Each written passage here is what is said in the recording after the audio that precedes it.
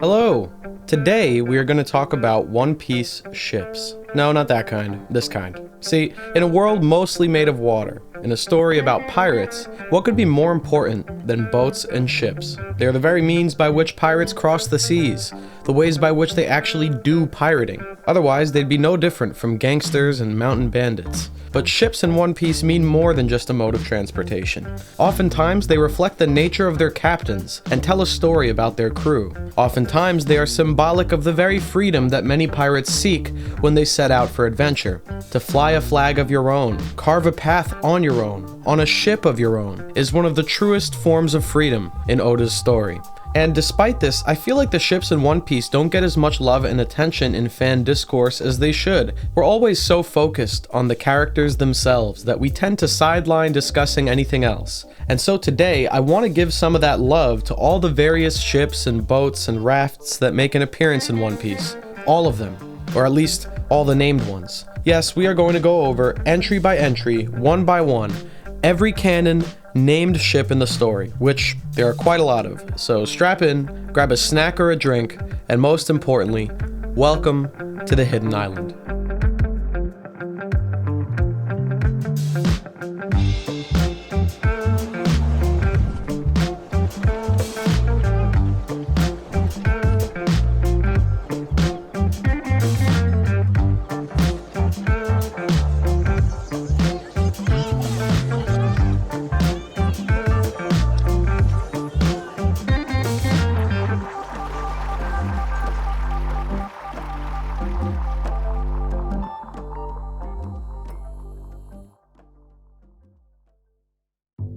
Before we get into the list, I want to break down the anatomy and architecture that makes up a ship.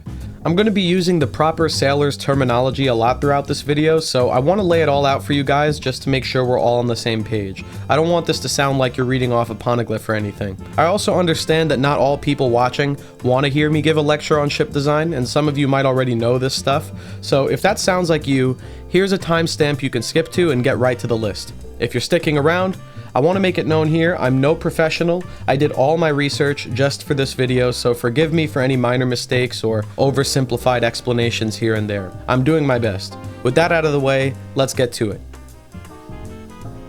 First, let's distinguish between a raft, a boat, and a ship, and use One Piece to help us learn. Rafts and boats and ships are the sequence in which seacraft have evolved in complexity to accommodate human needs over the course of history, with a raft being the smallest and most basic, to a ship being the largest and most complex.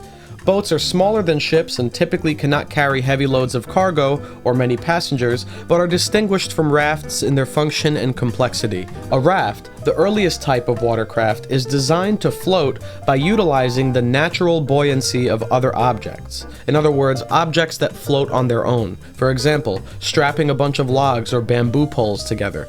Now this works for floating, but one thing you need to know, this is a flow-through structure, with water able to pass through and above the craft itself. You don't sail on a raft if you don't want to get wet, in other words. This is not very practical for long-distance travel. Blackbeard's first ship in One Piece is a raft made up of a bunch of giant logs tied together, just like we said, which kind of speaks to his simplicity or utilitarian personality. Simply put, for Blackbeard, as long as it gets the job done, it doesn't have to look pretty, which is a perfect representation of Blackbeard's strategy throughout the story. Boats solve this problem by creating buoyancy through waterproofing. In other words, by putting a bunch of planks together and sealing them with some kind of oil or wax or animal hide, water can't pass through. And by designing them almost like a bowl rather than flat, accounting for its weight, only the bottom of the structure would have to be submerged, and the water wouldn't easily be able to flow over the top, making boats way more efficient if only a bit limited. The Bounty Maru, for example, is a boat used by Johnny and Yosaku for whatever the hell they actually do. Luffy started his journey on a boat too, and I truly believe that this imagery of Luffy on a small boat is significant visual storytelling. Water vessels and seacraft are a core part of the world of pirates, in ours and in fiction. These boats and ships are the only way people could cross the water, and in the real world they were so important that they were personified in a lot of ways. All ships were referred to as female, and they were given names and deeply cared for. A little side note, it was also seen as bad luck to bring a female aboard a ship in fear of angering the sea gods, but ironically females were also considered to be the best navigators. Sound familiar? Oda did his research. Another example to show how important ships were, the Klabauterman is a real sailor's tale also, believed to be spirits or goblins that inhabited ships, rescued sailors from drowning, and were excellent at shipcraft. However, their appearance would always bode ill omens. If you were to see a Klabauterman, it's a sign that your ship is doomed. Once again, Oda did his research. Anyway, sailor superstitions or not, the ship was seen as an extension of the crew, and this is especially the case in Oda's writing. In One Piece, ships often personify their owners. Boats are very small and simple, capable of traveling a long way, but not likely to. They're easily swallowed up by the vast ocean and aren't built for many passengers, making them rather lonely in a way. And this is the perfect representation of Luffy at the beginning of his adventure. A lone captain who doesn't yet have a crew, a small fish in a very, very large pond, without a clue of what's coming and where he's going, almost completely unprepared to face it. It's not until he gets the Going Merry, a proper seaworthy ship, that the Straw Hats actually become a crew, create a Jolly Roger, and develop some kind of group cohesion. The crew was born with the acquiring of their ship. So what makes something a ship? Well, a few things. They're larger than boats, can remain on the water for much longer, and have the ability to carry a lot of people or ship a lot of cargo. Ships need a crew to operate, while boats typically don't. Ships often feature interiors, and usually have more masts and square sails. If that's too much to care about, a simpler distinction would be, a ship can carry a boat, but a boat can't carry a ship. Interestingly, submarines are referred to as boats, meaning that Law's submarine, the Polar Tang, is technically not a ship. And that would also mean that he's one of the only pirates with a bounty as high as 3 billion who travels by boat rather than ship, alongside Dracula Mihawk. Do with that what you will.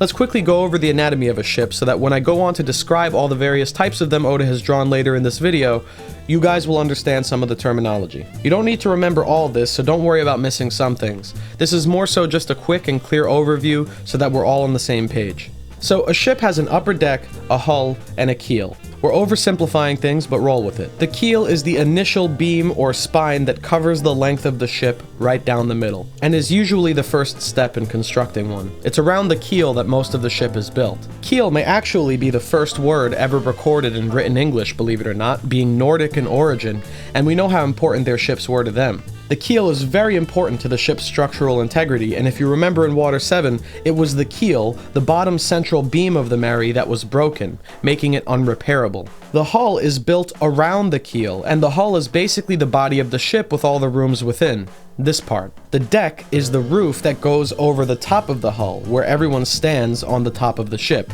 Think of the hull as a jar and the deck as a lid. Hulls can come in many shapes and sizes, some curved, some flat, and each serves a different purpose which we don't really need to get into today. The most important thing about the hull though is that it's watertight, meaning no water can get in or out through it, contributing to the buoyancy of the ship. The deck can be divided into 4 main parts. The aft deck, also called the poop deck, at the back or stern of the ship, is the most elevated deck meant to provide the best view, typically.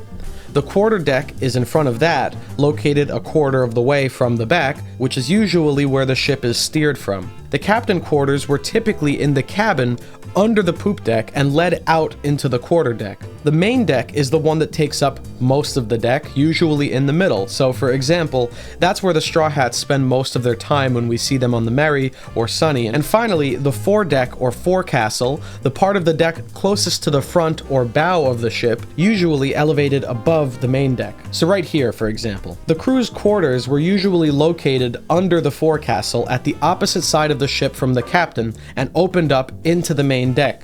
I use these terms, stern and bow, to mean back and front respectively, which is the proper ship terminology, and an easy way I use to remember them is that you steer from the back of the ship towards the stern and you bow in front of people, not away from them.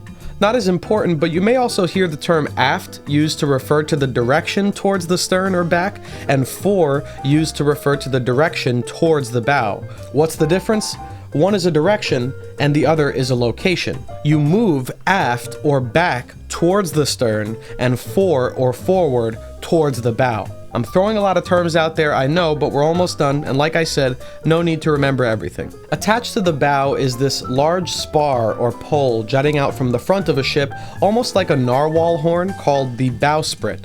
Sometimes the bowsprit is used to fasten something to, like a sail, and sometimes it's used to support everyone's favorite, the figurehead of a ship, the statue or icon displayed on the front. You guys know what a figurehead is because almost every ship in One Piece has one, and a lot of them are really cool. For an example of the bowsprit, when the real Blackbeard was killed, his head was actually hung from the bowsprit as a trophy. Talk about having a figurehead. Now, ships from the older days always had masts, these giant poles sticking out which the sails were attached to, and one of them, the tallest one, is known as the mainmast. Typically the one behind this is known as the mizzenmast, and at the top of the mainmast is usually the crow's nest, the highest place on the ship, and the place where the ship's lookout would chill with a telescope and doom scroll on Twitter or whatever. The sails attached to the masts would use the wind to push the ship forward, while the rudder, this vertical flap sticking off the tail of the ship, would be controlled by the helmsman at the helm, the main steering center with the steering wheel and levers and stuff to make the ship turn. In other words, turn the wheel, pull the lever, little flap in the back moves and steers the ship. Congratulations, you are now officially seaworthy sailors. So thanks for putting up with this extensive crash course. Now that we know all the basics of naval architecture, let's talk about some fictional boats that almost definitely are not going to adhere to this architecture one-to-one. The ships in One Piece come in many shapes and sizes, and won't quite match up with our world in terms of design and structural integrity. Obviously, a wooden ship the size of an entire island wouldn't be feasible in our world, but there is a rhyme and reason to a lot of these designs, and many of the ships in this story have been officially confirmed to be one type or another. So let's go down the list, and we'll start with marine ships because there are a lot less of those to talk about. Most of the marine ships you'll see in the story share the same general appearance, but come in different sizes. They're almost always colored in turquoise and blue, feature the marine insignia on their sails, of which there are 2 to 3 per mast, and share an interesting design element being this circular cabin pronounced in the center of the main deck. Most of their ships are coated on the bottom with sea stone to allow for voyage into the calm belt, and some even have paddle wheels that can propel the ship forward even without wind. A lot of small-time Marines, or Marines that command local or smaller forces, will be seen using cruisers and sloops, which are smaller ships with 2 square-rigged masts and only a handful of cannons on board for firepower. Nezumi, Pudding Pudding, Hina, and Early Smoker were seen using smaller ships like this, and most Marines outside of the Grand Line probably use them too. Once the story takes us into the Grand Line, however, we begin to see a lot less of these, because they wouldn't be able to handle the hazardous conditions of the Grand Line, especially as we get into the New World. There are also the judicial ships, presumably used everywhere, one of which we saw in Water 7, which are not quite like the Marine ships, but they are part of the government, and they're meant for nothing besides being a traveling courtroom. They feature a large building in the back of the ship where the court proceedings take place, and other than that, they're pretty ordinary. Then there's the battleship class of ships. They vary in size, from big to huge, and almost always feature 4 masts. This is pretty much what you'll see a lot more often in the Grand Line in place of the paltry cruisers used in the 4 Blues. There are frigates, which are smaller, more lightweight battleships designed for combat, but these are still very large when compared to their East Blue counterparts, but also not as large as the battleships we see during Buster Calls. A good example of a frigate would actually not be a marine ship, but the ship of Diez Drake, the Liberal Hind, which is implied to be a repurposed and repainted marine battleship. Fun fact, this name comes from the name of the real Drake, Sir Francis Drake's ship, the Golden Hind. Slightly larger than those would be the galleon class of ship, which is technically what Garps is. I could see an argument being made that it's supposed to be of the largest class, but then you get to Enies Lobby and see much larger ships during the Buster Call, so I don't know. I know that those ships are also supposed to be Vice Admiral ships, but maybe it's just that Oda isn't really consistent on size, and Garp's ship was introduced earlier in the story. Anyway, the main point is that Garp's ship is very large either way, much more than the average marine ship. Galleons in general are very large, and for a size comparison, they are about 3 times the size of Baratier. We know this because Don Krieg actually used a galleon as well that he, like Drake, stole and repurposed from the Marines, which we're told about right before he's introduced.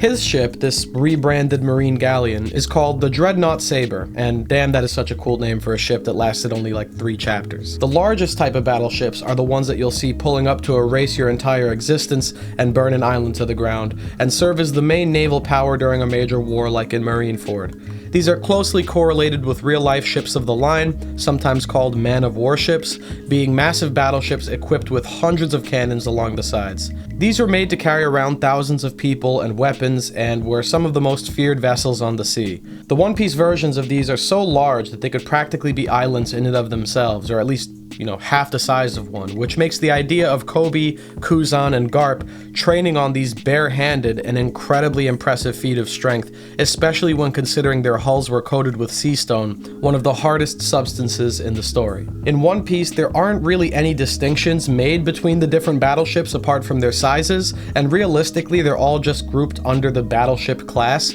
without any specifications. But if we're going by size alone and comparing them to real Royal Navies from our world, then the distinctions between them become more apparent. For example, like in the real world, the largest ships are going to be the most sluggish. So that's great for creating a blockade or engaging a stationary battlefield. In a buster call, islands aren't going to run away from you.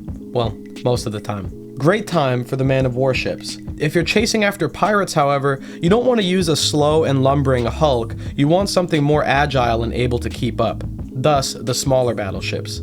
And that's all we really have on the Marines. Since their fleet is very uniform, there aren't too many different kinds of ships to talk about. No, that's what pirates are for. See, their ships have a lot more variety because pirate ships aren't always made to be pirate ships. They're often made for other reasons and then stolen or purchased or repurposed by their would-be crews. The Going Merry is a perfect example. This is stated a couple times in the manga to be a caravel, which were small, fragile ships with great maneuverability. They usually had 2 or more masts, Latin rigged, meaning that they used triangular sails as opposed to square rigs featuring square sails, and we can see that the Merry sports one of each. Caravels often had these triangular sails that let them sail against the wind and keels that were short enough to get close to shore. Christopher Columbus preferred to use caravels in his voyages. The Nina and the Pinta were caravels, and the Santa Maria was a carrack, which was a larger, more powerful version of the caravel. And with some intention, I believe on Oda's part, the Straw Hats were gifted a caravel to be the ship with which they'd journey to the New World, turning it from just another merchant or fishing boat into a ship of their very own. But when they move on from the Merry and onto the Thousand Sunny, they end up using a completely different kind. Even the Straw Hats alone show us that pirates aren't committed to one type of ship. The Thousand Sunny is a brig sloop, a larger, more modern vessel than the caravel. These are known especially for having only 2 masts, a trait we see on the Sunny, and these ships packed a lot more firepower while remaining agile enough to escape their enemies. It was the ship of choice in the British Navy during the Napoleonic Wars, and the real beauty of its design was that it required less men to operate. It could deliver serious damage with minimal staff, and now suddenly Frankie's decision to build this ship for the Straw Hats makes a lot more sense. The Straw Hats are a small crew. They are, by naval standards, understaffed. They more than make up for it though, by being borderline superheroes, but realistically, if you only have a crew of 10 or so people, manning a carrack or a frigate wouldn't be viable. They'd need a middle ground between size and firepower. And so, Frankie built a brig sloop. Speaking of carracks and Christopher Columbus, Gold Roger's ship, the Oro Jackson, is a carrack in my humble opinion.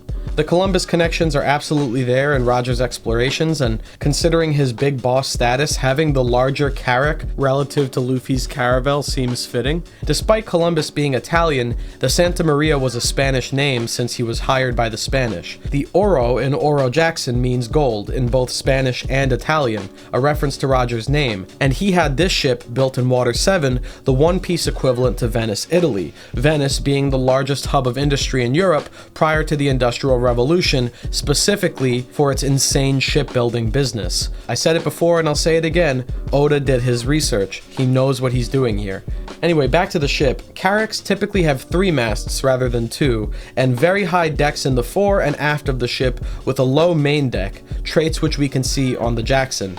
Even putting these 2 ships side by side, we can see the similarities. Now, unlike the Oro Jackson, the Santa Maria didn't have a figurehead, but here's where it gets good. Christopher Columbus famously recorded in his logs that he encountered mermaids off the coast of the Dominican Republic. We know today he most likely saw manatees, but at the time, this was believed to be a potential mermaid sighting. I find it funny how the first time the Straw Hats see a mermaid, it also turns out to be a manatee. No, but seriously, mermaids have gained an association with Columbus, and around the 500-year anniversary of the discovery of the New World, a replica of the Santa Maria was built, known as the Mare Galante, Brave Mary. The Mare Galante was then sent sailing around the world from port to port as a symbol of trade and commerce, completing the equivalent of over 2 trips around the world before resting at Puerto Vallarta, Mexico, where, get ready, it was turned into a pirate ship tourist attraction, where families can spend some time going on adventures, hunting for treasure, and partying with the crew day and night. This famous replica of the Santa Maria, now a pirate ship, sports a red color scheme and features a mermaid figurehead at the front, eerily similar to the Oro Jackson. You might call this all a little far-fetched, and I think that's fair, but this is a pretty popular tourist attraction, and I also think Oda's a far-fetched kind of guy. Anyway, let's move on. The Red Force is an interesting one because it seems to be a cross between a few types of sea craft. The hull shape is almost like a galleon, very large with a pronounced aft deck, 4 masts, a ton of weaponry, and a lowered forecastle when compared to a carrack. But the front of the ship stops flat in an almost boat-like fashion and rears up with a tall bow adorned with a dragon figurehead. Very likely pulling from the design of Nordic Viking ships, Drakkar and Nars, used for piracy and long voyages. These ships often featured a dragon figurehead at the front, and we now know Shanks has a direct relationship with the Elbaf giants, One Piece's Vikings. So it all comes together. This design also features red and gold accent colors, much like the Thousand Sunny and the Oro Jackson, in a way making the ships themselves part of the Straw Hat lineage, the golden straw and the red strap having once adorned each of their captains' heads, and now reflected in the very colors of their ships. The Big Top is the flagship of the Buggy Pirates, or used to be. It's not clear if this ship is still in use as of the Cross Guild forming, but pre-time skip it got a decent bit of screen time. I love it. The circus tent, the gaudy colors and decorations, even the elephant figurehead just oozes with Buggy's personality. I'm really hoping it gets a big post-time skip upgrade. This ship is hard to pin down though if I had to compare it to any real type of ship. It's rather short and round with a flush, flat deck that doesn't vary too much in height from the front to the back. It has 4 masts, which is quite a lot for its size, but if I had to compare it to anything, I'd compare it to a bomb ketch, also just known as a bomb ship. These were similarly fitted with shorter, flatter designs meant to bear the force of launching its own bombardments, and the decks would be more level to make space for their main form of weaponry, mortars. These ships, instead of using solid cannon ammunition, would use explosive mortar shells, and this connects to Buggy in a surprisingly obvious way, considering that his main raiding weapon of choice in early One Piece was, what do you know, explosives. Buggy really likes his bombs, taking great pride in his invention of the Buggy Ball, leading me to think that his ship, the Big Top, is designed around this type of weaponry, making it likely to be a bomb ketch. Alvida's ship, the Miss Love Duck, seems to be a shitty caravel or bark. Not much else to say about this one. I'll explain what a bark is later, but it's pretty much just a smaller ship with a shallow draft, so in other words, this ship doesn't really sit too deeply in the water. Not the most impressive vessel, but pretty popular with pirates, and Alvida's is gaudy, but not exactly in a good way. Definitely not the most beautiful ship in all the seas, and not at all the most capable. Then there's Kuro's ship, the Bazon Black, an underrated design, at least until Luffy tore the entire front of the fucking keel off.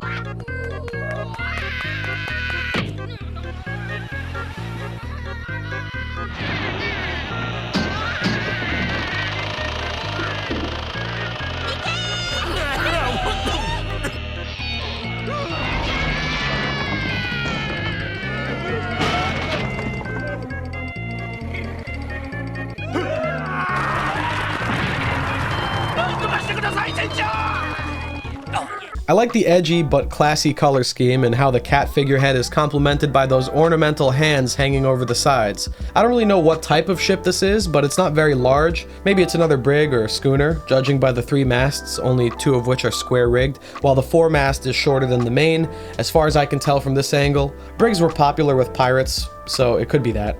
Here's another one. Did you know that Gaimon's original ship had a name? A lot of you might have forgot that he even had one. A pretty cool one, actually. Gaimon's ship was called the Machina Hallelujah, a chunky looking ship, maybe a bark or a flute with 3 masts, patches on the sails, and a dragon figurehead. proof that Gaimon works for Shanks and was a plant on that island this whole damn time. Shut the fuck up. Just kidding. A little detail to know, the railing or elevated wall part that goes around the deck to prevent people from falling overboard, this thing is called the bulwark. You might have heard this word before, and one of my favorite things about the Machina Hallelujah is the wave pattern design for its bulwark. I think it looks pretty damn cool. It's a shame we'll probably never see this ship again. Another thing I'd wish we'd see again is Mihawk's ship, or boat rather. This is the Hitsugi Bune, literally translated as coffin boat. Very creative. It's a tiny, flat boat with one sail, a chair, and a couple candles. It honestly borders on a raft. Apparently this is all that Mihawk needs to get around in the Grand Line. I'm not gonna question it. I do like how ornamental his one and only mast is. Like it was hand carved to look just like his sword or something. As if Mihawk was so disconcerted with having a proper ship, but was just picky enough to request his mast be carved to look like Yoru. There's this comical level of conceit and unchecked ego that Mihawk has, which I find so funny, and I feel like people need to talk about more. The Cooking George was the ship of Red Leg Zeph. I fucking love this thing. Just look at it, man. Look at this duck with this little duck chef hat. Speaking of, we do have Zeph's next ship, the Baratier, which is not a pirate ship, but a mobile restaurant on the sea. And man, this thing is large. It supports 4 levels to it, 4 decks towering up in a kind of building, fitted with weaponry, and it can also extend its parts in different ways. The fish head can detach and form its own boat, complete with cannons, and the fins can extend upwards to create a platform around the stable round hull for doing battle and keeping balance during bad weather, preventing damage from occurring inside the ship itself. This should really put in perspective the size of galleons in One Piece, because Krieg's galleon next to the Baratier, which is already very large, was 3 times larger. However, the Baratier itself had all these advantageous features that Krieg took note of, making him dead set on capturing the Baratier for himself, which speaks to the quality of the ship. I especially like the version used in the Netflix adaptation, giving it a more realistic twist and more moody lighting, complete with a bar section around back that I would have loved to work at. Netflix, hire me for season 2, here's my headshot. While we're on Baratier, the Shima Shima Shopping was a tiny sloop station there which was used to make supply runs and restock the restaurant as implied by its name. Sanji took this ship to help Luffy make his way over to Arlong after Nami stole Mary, and unfortunately, this boat didn't make it back home. Arlong's ship is an interesting one to me. It's called the Shark Superb, which I have to say is very Arlong, but look at the number of sails on this one. It's almost hard to follow. One seems to be in front of another, but the mast for that one is behind them. Some seem to connect to the same mast, but it's not clear what's rigged to what, where one sail stops, another begins. It's like Arlong's shipwright is MC Escher or some shit. Even the wiki incorrectly describes the ship as having only one mast that all the sails are attached to, but if you look at the screen caps of it or the treasure cruise art, you can see at least 2, but in the original depiction we only get a frontal view which looks like it has one mast, so maybe that's canon? It's confusing to look at, but cool. The sawtooth figurehead carries here. Now, in terms of classifying this ship, I want to lean toward the original depiction. The single mast and Latin rigging for the sails makes me think this could be a ship known as a cutter, which in the real world were much smaller and highly maneuverable, known for their long bowsprits. Larger cutters could sometimes feature an additional mast that would be used to hoist square-rigged sails, improving their speed downwind. Since Arlong's ship is quite big and might feature another mast, I'd say it's one of these larger naval tier cutters. And to me, the idea that a sawtooth shark fishman was given a cutter ship just makes a lot of thematic sense. The Great Eirik was one of the ships in Dorian Bragi's fleet and might still be active today. It's much closer in design to those Nordic longboats we talked about earlier, only difference being that they are the size of mountains made to accommodate giants. This also goes for the Naglfar, the flagship of the new giant warrior pirates headed by Hyruddin. The Blicking, also known in the Funimation dub as the Tin Tyrant, is Wapol's ship, and it is bizarre, man. It's able to go underwater somehow, and has paddle boat type gears hanging off of it, and is armored up and extremely wide. It doesn't seem like it would do well in the water, but then again, neither do hippos, and we should all know how fucking terrifying those things are. Walpole may be a joke, but his ship is actually really impressive. Maybe that's because he has royalty money, I don't know, but I wouldn't want to go against this thing in a naval battle. Now, we mentioned earlier in the video that Blackbeard's first ship was a raft, but he's not the only guy to use one. In fact, the guy hunting Blackbeard also does. Ace's raft, named Striker, almost reminds me of the waiver boats used in Skypiea, which were basically cloud water skis. But rather than use a breath dial for its propulsion system, it has an engine in the back attached to paddle wheels that Ace powers using his Mera Mera no Mi. It also has a sail attached, which I guess Ace relies on when he doesn't feel like blasting around with fire anymore and wants to take a nap or something, which we know he does a lot. Very unique, very cool, and I appreciate seeing characters use other types of seacraft like this. The Moby Dick is my favorite ship in One Piece. Yo, wait, hold on. This is a massive, four-masted, heavily armed battleship, best described as a large galleon or man of war. There is no bowsprit on this thing. Instead, the figurehead encompasses the entire bow of the ship, featuring the head of a white sperm whale. This ship dwarfs even the Red Force and can comfortably host a clash between two Yonko on its upper deck. It's the legendary Whitebeard's flagship, a ship that endured a lifetime of adventure for years and years and years, and went out in a blaze of glory during the Marineford War. It may have even had a clubouterman, putting it in an exclusive club with the Going Merry. Its theme, to complement Whitebeard's aesthetic, gravitas, and impact as a force of nature, is that of the famous white whale from the Herman Melville novel, Moby Dick. Obviously. The other ships in Whitebeard's fleet are smaller than the Moby Dick, but feature mostly the same design, the only immediate difference being that their whales are not white. However, if you pay closer attention, you'll notice that the other whale ships are partially oar-powered, while the main ship is not. Not every ship in Whitebeard's fleet stuck this closely together in design, however, since some of the allied captains like Whitey Bay had ships of their own. Whitey Bay uses a unique ship known as an icebreaker, equipped with a metal hull meant to smash through ice in frozen waters, which she used to their advantage during Marineford and smashed through the frozen wall. Here's one I like. New Witch's Tongue is the ship of the Bellamy Pirates, and it actually says a lot about Bellamy himself. Although, when we are shown this ship in the story, readers, especially manga readers, won't totally realize what they're seeing yet.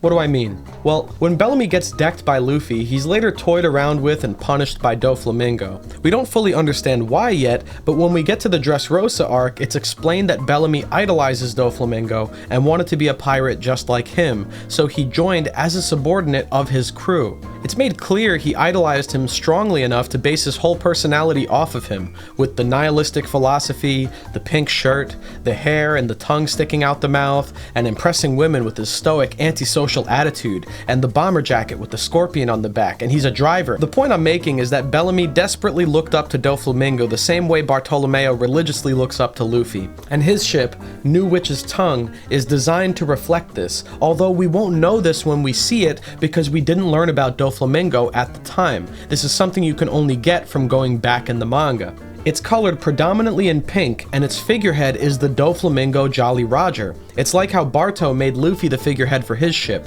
Even the name, New Witch's Tongue, has the same first syllable as Dofi's ship, Numancia Flamingo. Coming back to it now, we can look at this and see that it's pretty obvious Bellamy worked for Doflamingo in some capacity, and we don't have to be directly told this by anyone.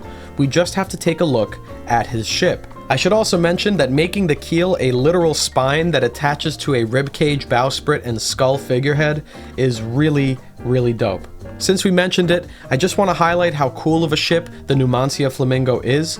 I get this imposing aura from it, and on paper you wouldn't think it would do that. It's a medium to small sized ship, and not the most impressive or complicated, and is designed to look like a swan boat that you'd ride in Central Park or SeaWorld or something. Actually, I think they straight up have flamingo boats at SeaWorld. Anyway, that kind of design shouldn't get you far, but with Doflamingo it does. It may not be a massive ship, but it's bulky, almost extravagant and foreign looking, and its figurehead towers so high up, with its eyes covered by those same sinister sunglasses, that it almost appears to be looking down on everyone from above with an air of vanity and pomp. It perfectly captures the attitude of its captain, and I respect Oda for pulling this off as simple as it looks. The Numancia Flamingo namesake comes from the ironclad Numancia, a Spanish armored frigate which was the first steam-powered iron ship to circumnavigate the world. There are some really weird ships out there that in my opinion aren't the best designs but are at least interesting. A couple that immediately come to mind are Shoujo and Masira's banana boats. They feature a lot of trees growing on board, kind of like the Red Force and the Sunny, but to a much greater degree, which apparently is a real thing sailors would do. They'd grow fruit trees on board to get their necessary vitamins and prevent scurvy. Here it's cranked up to 12, with Gojo's ship, the Utan Sonar, using this huge tree as a mast. I can only wonder where all those roots have to go. Do they grow into the lower deck? That doesn't seem convenient. It has all these paddles, ladders, and protrusions meant to facilitate treasure diving, and is rather forgettable, I think, because of how ridiculous it is. It almost doesn't feel like a ship, and is just kind of a silly prop for Masira's introduction. But it's unique. Another ship I don't love is unfortunately Ace's ship from when he was the captain of the Spade Pirates.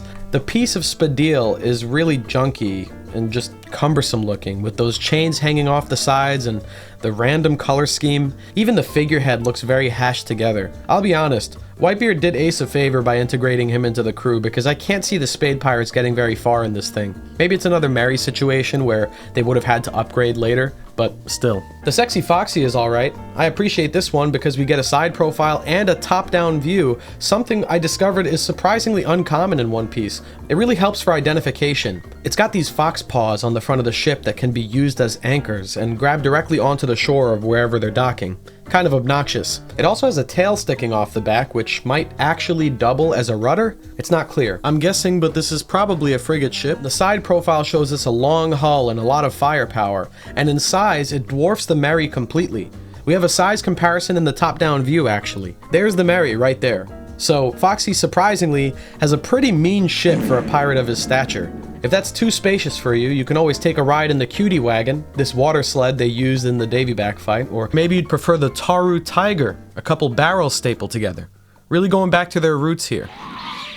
Another one of my favorites is the island ship belonging to the man himself, Shiki, which is apparently canon, believe it or not. Not only is the concept of a humongous flying island turned into an ore ship just awesome, but the figurehead, man, the golden oriental lion on the front is so raw, and it even does the same thing as Gojo's ship, using its own trees as masts. That's how large it is. I'm not entirely sure what benefit using oars in the air would be, but I'm guessing they're there to call back to the ancient oriental warships like swoopers and junks. As a matter of fact, let's talk about junks for a second. Junks are distinguished by their fully battened sails, meaning they have these horizontal spines going across the sails to direct airflow through them, kind of like the fingers in a bat's wings, if that helps to remember. Their sails are usually made from bamboo or rattan, and they feature low bows and high sterns, but most interestingly, junks do not have a keel. Their bottoms are flat instead, and despite this, these ships are actually very effective and were in use for a very long time in the East. In One Piece, there is a ship that gives the junks some representation, very directly, and that would be the Perfume Yuta, Boa Hancock's ship. It has a really sleek design, a sharp red and black color scheme, and seems to feature a mini palace on board for the Empress herself. It's designed to be propelled in 3 ways. Number 1 is its sails, which are battened, as we described, but these sails don't work in the calm belt since there is no wind there.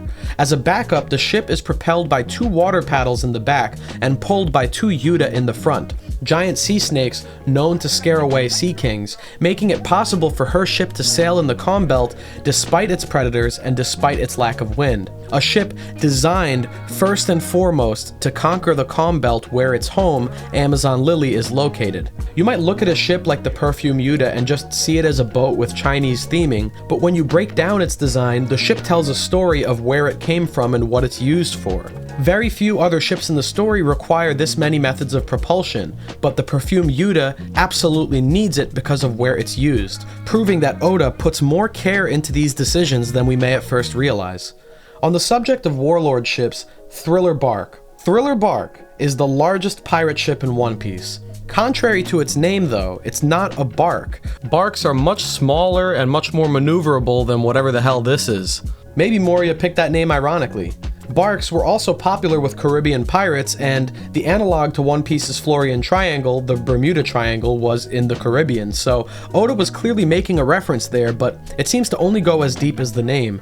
Symbolically, however, as is the pattern, this ship tells us a lot about its captain. Rather than build a proper crew himself, Moria's strategy is to convert people's shadows into corpse vessels and use a puppet army of zombies. Thriller Bark used to be an island in the West Blue, and it seems like Moria had a ship built around the entire thing, converting it into his own vessel. He literally zombified an entire island, destroying and converting it into a weapon just like his crew, thus the name. Thriller in reference to zombies, and Bark meaning ship.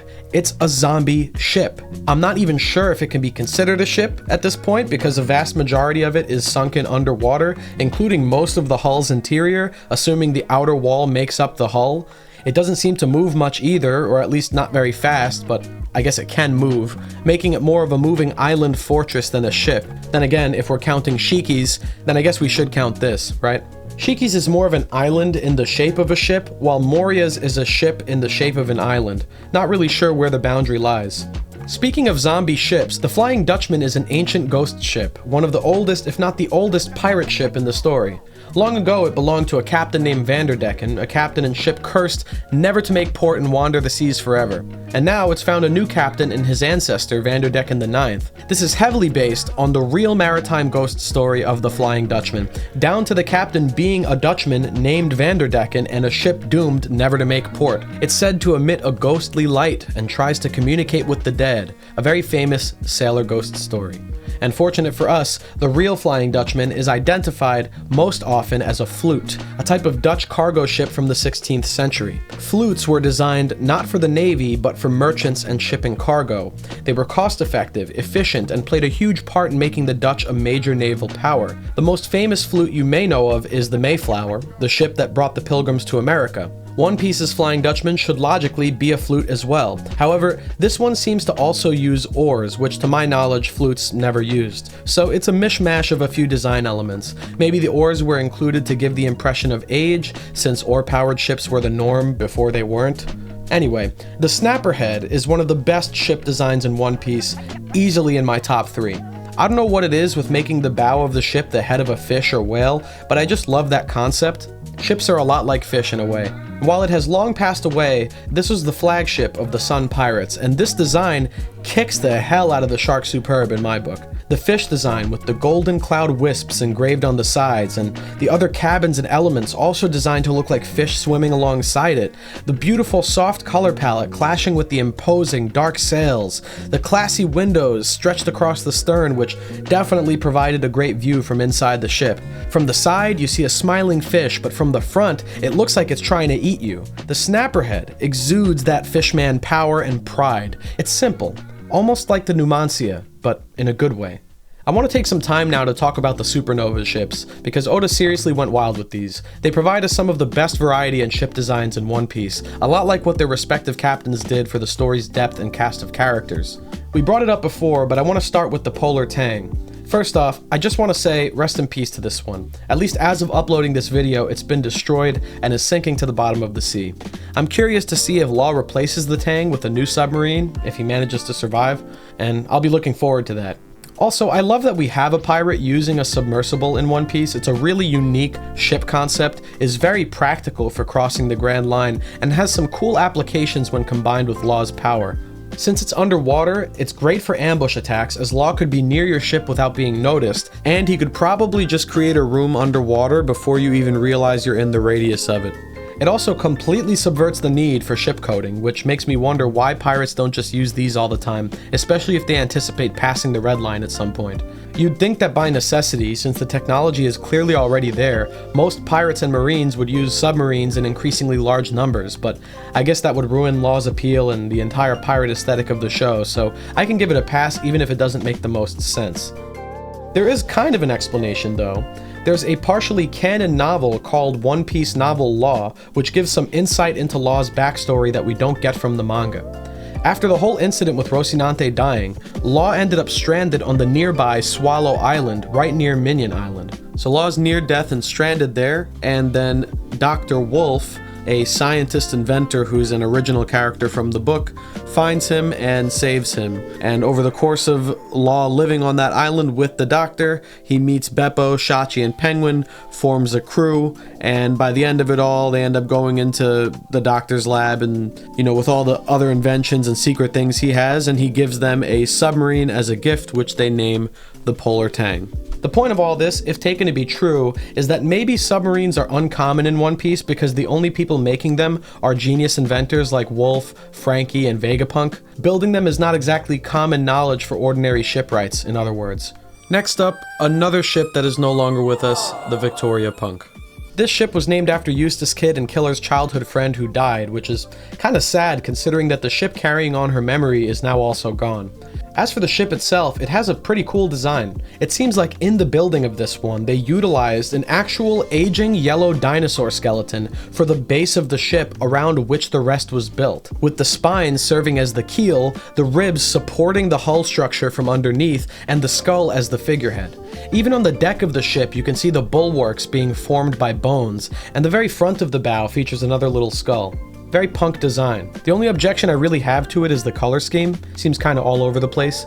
But Kid himself has a lot of clashing colors going on, and maybe that's also part of his punk aesthetic. As for trying to classify this thing, it has two square-rigged masts and is kind of small compared to other ships, and most notably, its main mast is taller than its mizzen mast, this one back here. At first, I thought this ship was a brig sloop, just like the Sunny, which would make sense given Kid and Luffy's rivalry and also that Kid's crew is fairly small, but the Sunny's main mast is shorter than its mizzen, which is correct for a brig, unlike the Victoria Punk. This means that the Victoria Punk might be more correctly classified as a ketch, which is similar to a brig, but featured a taller main mast like the Punk, and historically were replaced by the brig over time, which symbolically works too, considering that Kid is basically a worse version of Luffy in a lot of ways, and by extension, so is his ship. The Jewelry Margarita is a ship with a lot of sad history behind its name and design, as we all know now. I'm not going to get into analyzing that too much since it's pretty straightforward. Bonnie loves pizza and food, and specifically loved eating pizza with her father, so the ship is designed around food and named after Margarita Pizza. Simple enough. It used to be a fishing vessel before being recommissioned as the Jewelry Margarita, which is pretty helpful for identification purposes. I want to jump and say this is most likely another ketch, since ketches were often also used as fishing vessels. Scratchman Apu's ship, the Stay Tuned, is such a ridiculous, offensive, abominable travesty of naval architecture that I don't even want to talk about it more than I already have. It doesn't make sense. None of it makes sense. It's seriously one of those cases where the more you look at it, the worse it gets. So I'll just put it up on the screen here and let you try and make sense of this Roblox horse shit.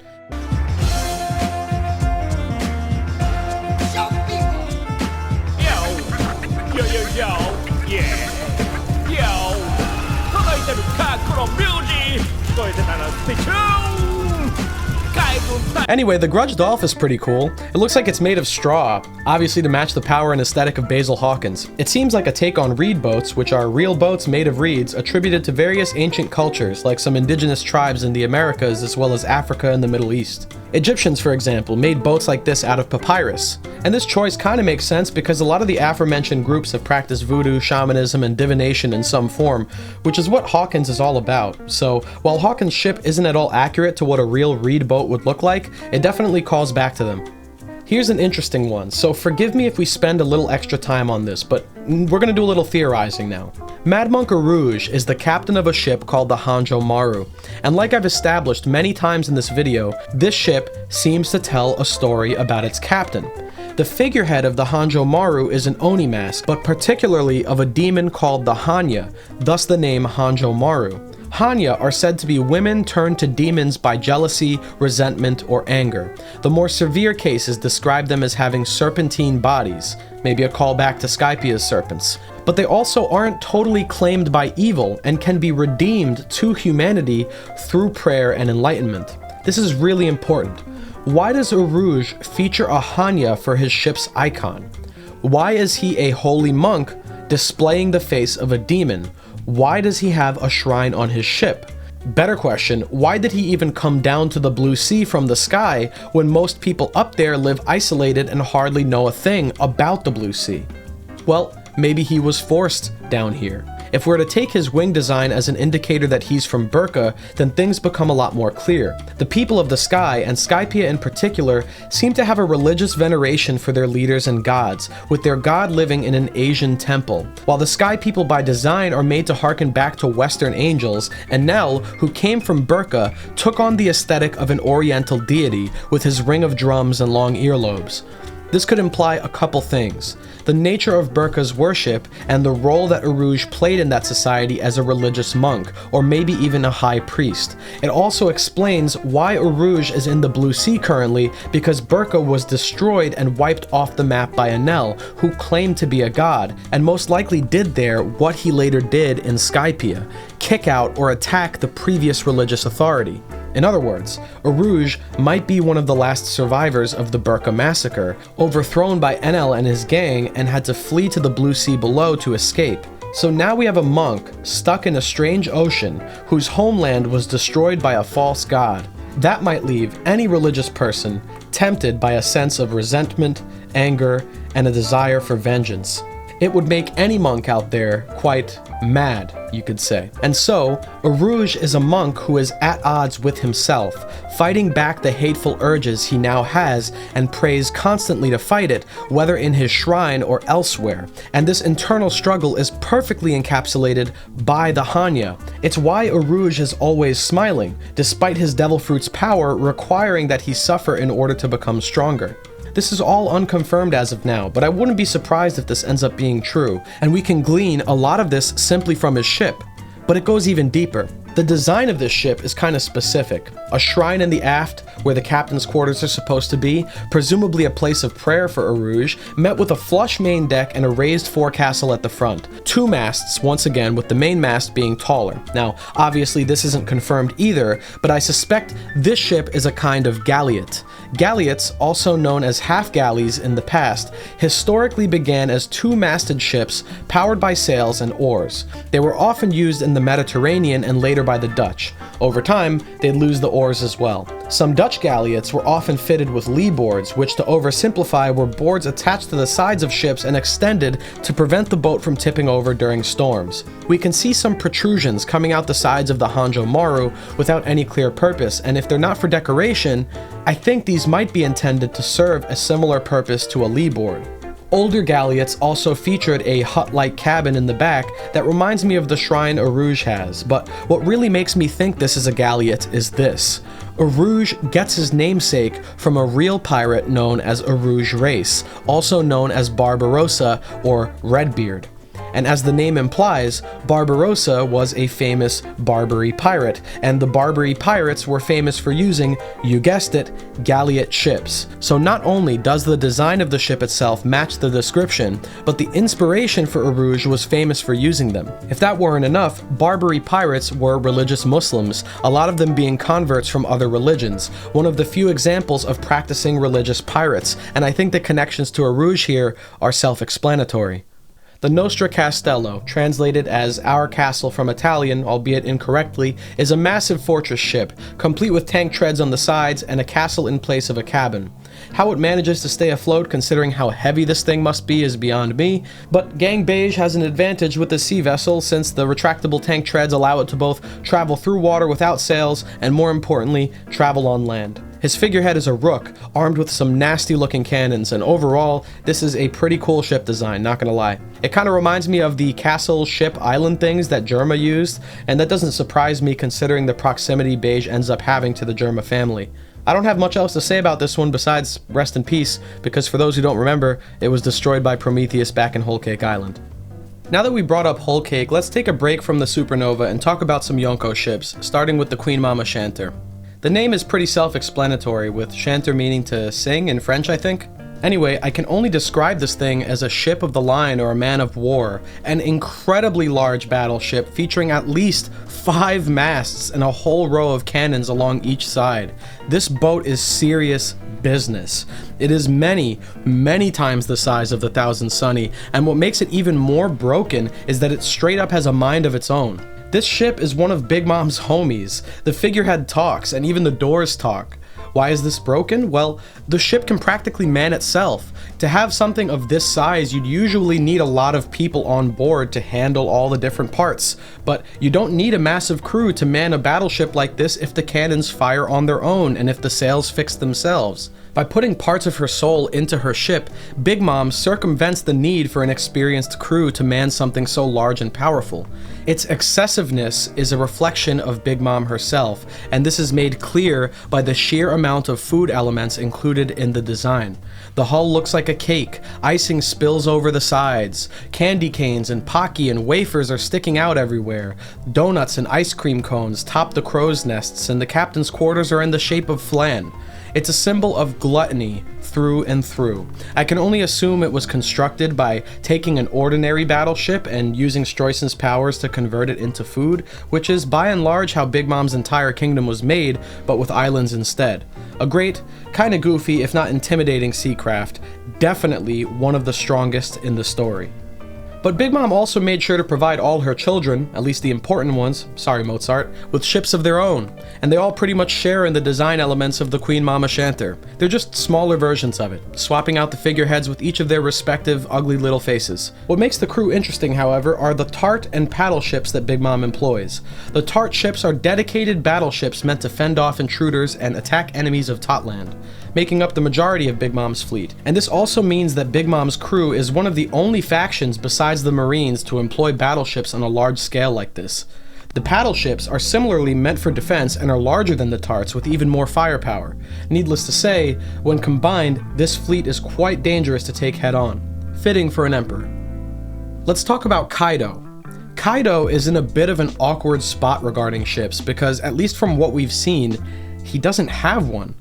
At least, not a flagship to lead all the others. No, really, he's the only Yonko without an official flagship.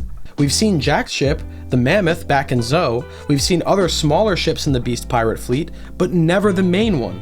I'm not sure why that is, but if I had to guess, it's because Kaido has been chilling on Onigashima for the last 20 years, which brings me to an additional theory. Since Kaido can use his powers to pick Onigashima up and move it around, does that make Onigashima his flagship? Being another example of something doubling as both an island and a ship? Is it possible that Kaido carried this island over to Wano, Kaido's flagship, once known by another name, and when it arrived, the locals in Wano started to call it Onigashima? That could be what Marco meant by, so that's what they're calling it now. Maybe Marco, having known Kaido in the past, knew Onigashima as a ship by a different name, and it was the people of Wano who redubbed it after Kaido settled down off their coast. That would also mean that all of the Onigashima arc technically takes place on a Yonko's ship, and Roof Piece takes place on the deck of the ship, the very top. Something to think about. Similar to Kaido, we haven't seen the flagship of the Blackbeard pirates, but in contrast, this one actually has a name.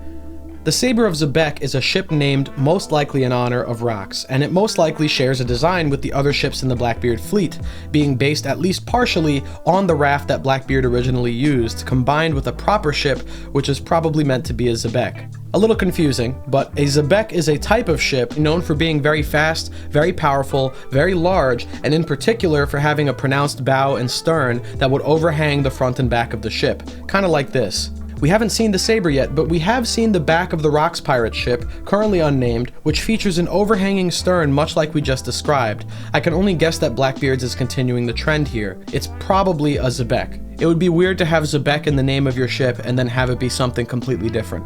Not owned by a Yonko, but arguably an equivalent in influence, the Wind Grandma is the flagship of the Revolutionary Army, commanded by Monkey D. Dragon himself. And I gotta say, this one is peak design.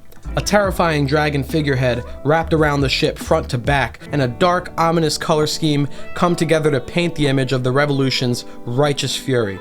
I've talked about it in another video before, but the name comes from the yacht Fidel Castro used during the Cuban Revolution, named the Granma.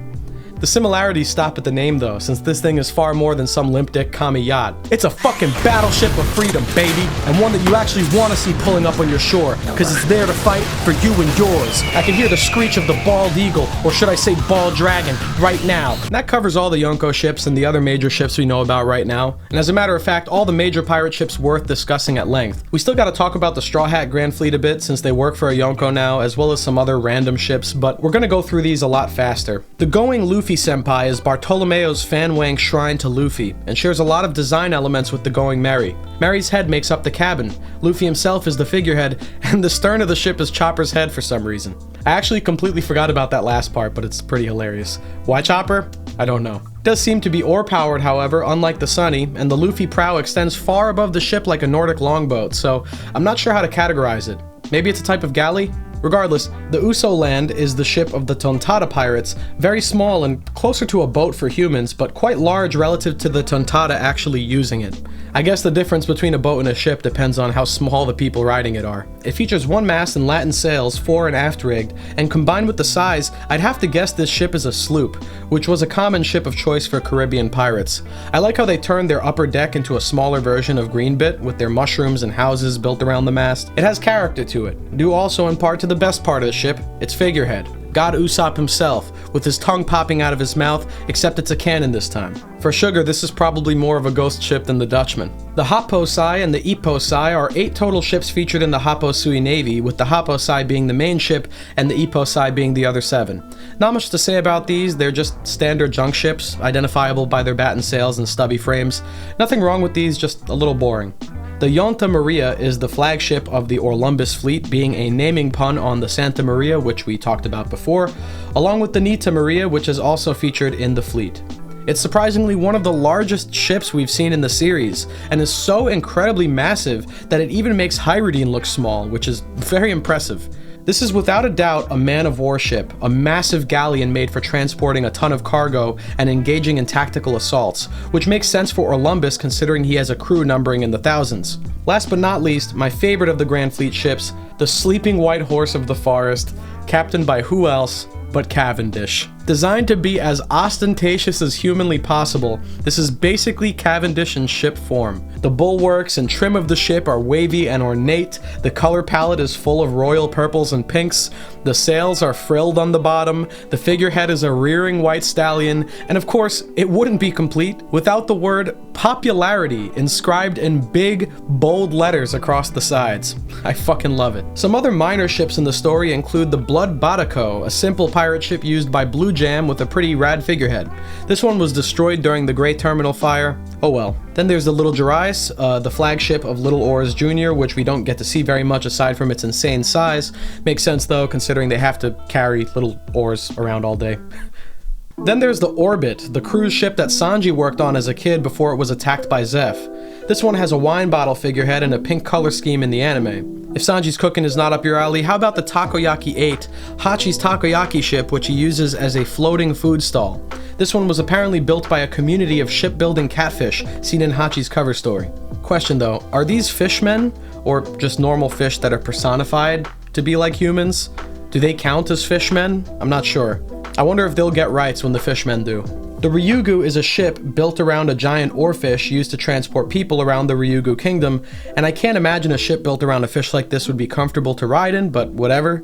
The writing on its side reads Ryugu Palace, probably in reference to its most common destination. Let's scale this up a little bit. The Noah is a massive ark built during the Void Century and currently resting by Fishman Island, making it the only ship aside from Pluton to come from that time period. It's very obviously a callback to Noah's Ark in the Bible, and the first video I ever made on this channel talked about this at length, but don't watch it, my old content sucks.